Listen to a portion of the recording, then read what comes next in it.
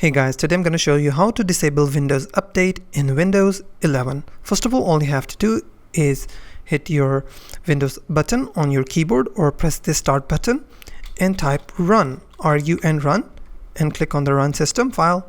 From here you have to type services.msc and hit OK. A new window will open. From here you have to find Windows Update.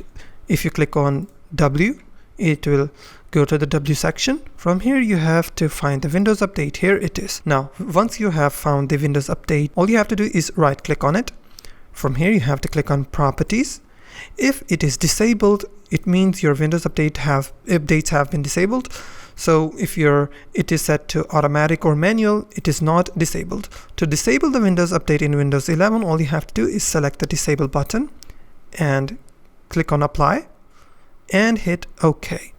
Now your Windows updates on Windows 11 have been stopped and disabled. So once you're done, if you want to enable them in future, all you have to do is go to the properties once again.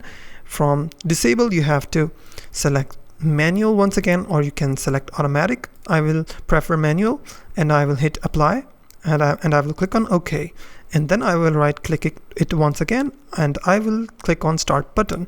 As you can see, my start button is grayed out because it has already been started. If you stop it, it will stop, then you have to start it again. So that's how you can enable or disable Windows updates in Windows 11. If you find this video helpful, please hit the like button and don't forget to subscribe.